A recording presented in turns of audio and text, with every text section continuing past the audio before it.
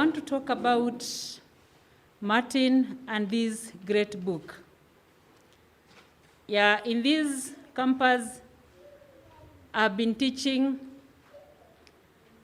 gender, sexuality, HIV, and AIDS. I talk a lot about sexuality, and sometimes people look at me and wonder what she talks and what she looks like are not agreeing. Is it true, Ruth? Yes. Oh, somebody else is saying yes. Yes, and I have realized why it appears so is because we parents don't talk about it. We church leaders don't talk about it. We have associated issues of sexuality to negativity, yet sexuality is part of us. Is that true? Why is it part of us? Because the way you dress like a man, or you dress like a woman, isn't it? The way you handle everything about you has to do with your sexuality.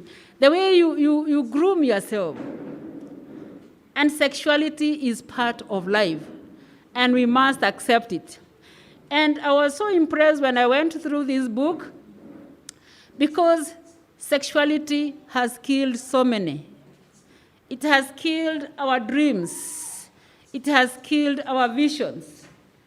It has killed our society. It has killed our marriages. It has killed our homes. It has killed many people's joy because it has been mishandled. We have kept mum about it. And people have been looking for facts about sexuality, but in the wrong way. Some have been caught unaware of idea of sexuality, and they have found themselves in wrong hands, and some have ended up even physically dying. Is that true? When you look at the statistics, there's so much abortion. Isn't that death? There's a lot of death, abortion. We have a lot of rejection because this child does not seem to have an identity. Just before I came here, I had a chance of talking to somebody whom I know. And this lady had planned to commit suicide because if you follow the story, it is unmanaged sexuality. We have many girls ending up marrying people not that they would have liked to marry. And they end up living below what God made them to be. And some have killed their dreams. Some have terminated their careers or their education progress. And I like the way Martin talked about these issues, asking about us coming out and talking about it. Yes, as Madam Jennifer has said, these are different days. They are not the days that we had grandmothers, we had our uncles, we had our grandfathers, we had our aunties who would take time to talk to us. Today we are living in a society that seems to know, but at the same time they don't. They don't know. We pretend like we know. And I have been teaching this. In fact, there's a unit I'm teaching currently, although we are doing it virtually. It is human sexuality. And when I give a chance to students, can you tell me something that you know about sex? Like yesterday I was asking, who proposes? Is it the man or the woman? And many of them were saying, I can't talk about it. I feel shy. And you know, shy, when they are not being seen, it is virtual learning. They don't want to talk about it. They don't seem to have the confidence. And this is eating us. It is eating us. Because the same kind of things are happening to many teachers. Because nobody taught them with confidence. Nobody was strong enough to talk about sexuality openly. Most of the topics, I am a biology teacher. For many years, I've taught biology in high school. And one of the things that I was taught by my teacher is that you call a spade a spade. Many biology teachers, when it comes to that topic, they skip or they tell students, write your own notes about that. And therefore, this has been perpetuated, it has been carried forward, that we don't talk about it. We don't even know ourselves. And because of this ignorance, as the Bible says, my people perish for lack of what? Knowledge. We are living in darkness as far as sexuality is concerned. We don't speak. Do you remember, during our time, there were some books that used to be written. They were very naughty books. They are talking about sexuality, but not in a healthy manner. And therefore, young people would read under their blankets. And they don't get the true information.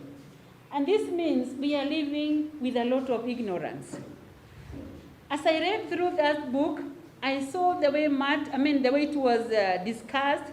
Martin explained how he has been a part of suffering because of irresponsible sexual behavior.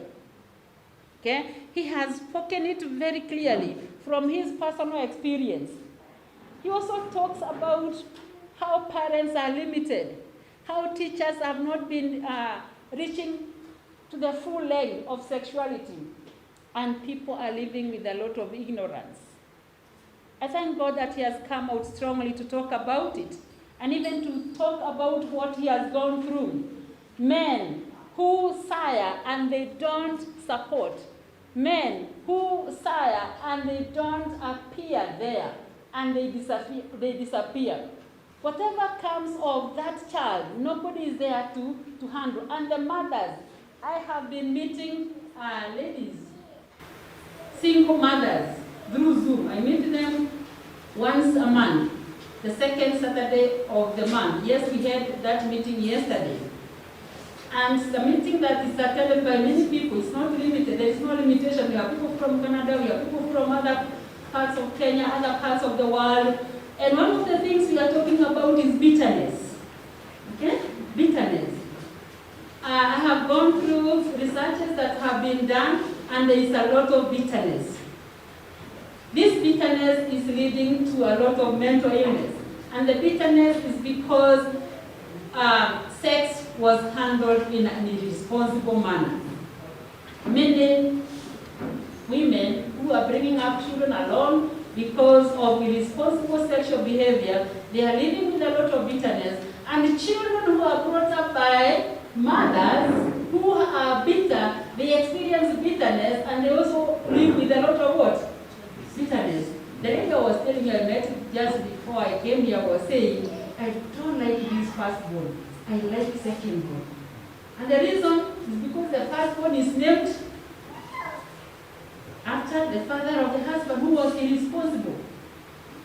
So she's living with a lot of bitterness. And if we don't help this lady, this child is going to live with a lot of what? So it's not only affecting the current generation, but even the future generations. And Martin has worked on that very clearly. Then he has also brought up the issue of responsibility for those who are handling these issues, like the counselors, the people in authority, parents, the administrative officers. Okay? Issues of ethics, they must be observed. Ethics. If you are in that office, in charge of taking care of children, like we hear teachers are raping children, teachers are defiling children, this is very wrong. A teacher should be ethical. A counselor should be ethical. A doctor, whatever office you are, whatever office it is, we should be people who are responsible, who are carrying out their duties with a lot of ethics. When you talk about ethics, it is doing the right things the right way. Okay? Parents, let us be ethical.